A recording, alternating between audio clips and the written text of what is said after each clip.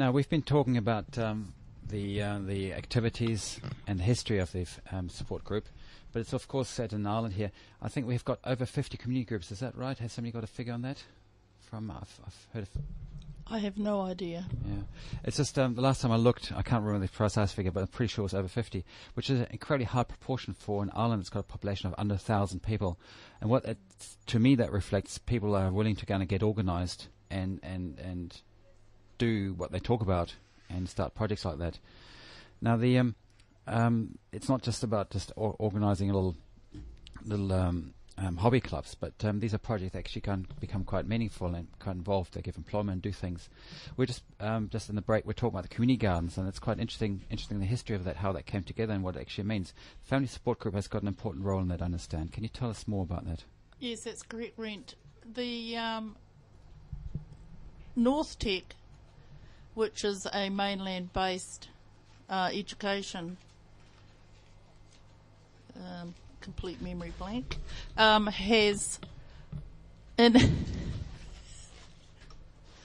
North Tech is using our community garden to run courses for our islanders for I can't remember how many weeks the courses are now, but that's a very professional one, and they're all year anyway. I know that at the moment they've got a starter one as well as an advanced one, and that's all courtesy of Aotea Family Support, allowing them to operate in our community garden. And I must say they are doing a fabulous job. They've just planted lots of fruit trees under the map, that the long-term map that Aotea has for the garden, to go with various eco projects we have in mind there. And it's our community working well together, is how I see it. And long may they reign.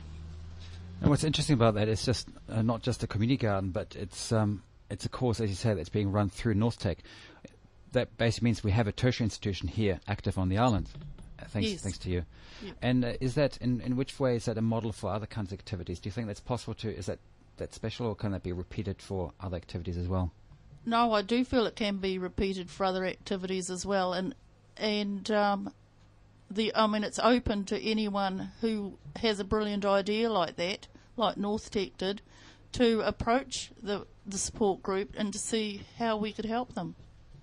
And we should do a bit of brainstorming here, because really what we'd like to is get listeners to kind of come in with some other projects, because you said before that the magic number is 465 and call in with the ideas. I think I just want to repeat that here on air again, because it was quite open. I think a personal approach would be good. Yeah, of course. But you'll get inundated. But whichever way may be the most political way, most effective way to do that, it is about kind of getting up, saying, okay, we've got an idea, let's go and do it. And really, what are the steps? If you've got a good idea, if you're sitting at home and say, I've got an idea for a cause or a group, etc., how would you go about it? What are the first things you should do? I personally would suggest that you write down your idea, write down everything that to do with it and how you see it going, and then bring it along, and Sue will direct you to the appropriate employee at the support group. Okay. And I think the writing down story, there's recently, I think it actually was an interview I had here with a filmmaker that then showed some films down at the Trifina Social Club, and that was about filmmaking projects, and the topic really came up about that because there was really interest to do some filmmaking workshops here on the island. Angela Wright is very keen to get that off the ground, and which we help fund. Yes. Thank you. Nice one to point that out. And I think the first piece of advice that came from the similar sort of question, what does it take to get a film made? He says, write a good script. Yeah. Once you've got a clear idea in head who is going to be involved, what it's going to contain, then you're halfway down the track.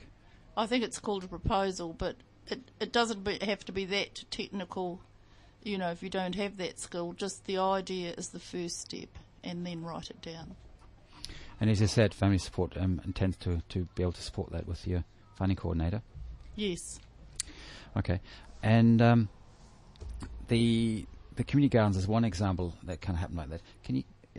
can you think of other projects that came to be, like somebody coming to you with an idea and saying, hey, how do we make this happen? And No, I can't, but Sue might. she looks like she can. Adult literacy is a new project that we've just been working on in the last few years, and we actually do have adult literacy teachers available for anybody out there in the community who feels their literacy could do with some improvement. Just ring 465. Actually, I think they might be sloping off to Burma for a wee while, but they will be back. That's good. Now, before we're sort of trying to give a sense of, I was asking for how can we see RTFM support group as taking part in the development and evolution of the community here on the island. So you made a point that the age brackets are changing on the island.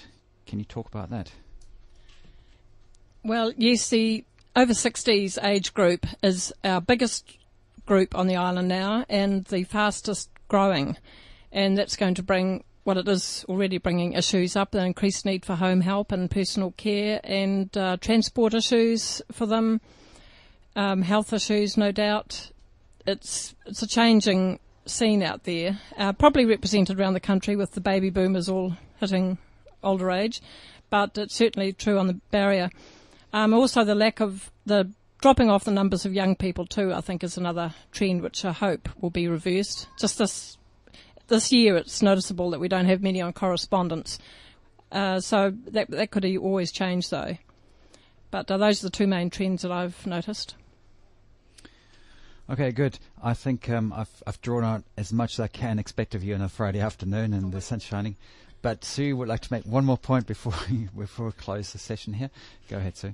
Just talking about over 60s, a lot of you do know that I send out invitations every month to the monthly over 60s dinners at the clubs. I don't usually advertise it, so if you want to be sent an invitation, if you're over 60, please ring 465 and leave your name and postal address. Thank you. And that was Sue Thompson. And Maud would like to also add another final word. I'd like to thank you, Rent, for this opportunity to promote our excellent community group. Oh, what can I say? And it is an excellent group indeed.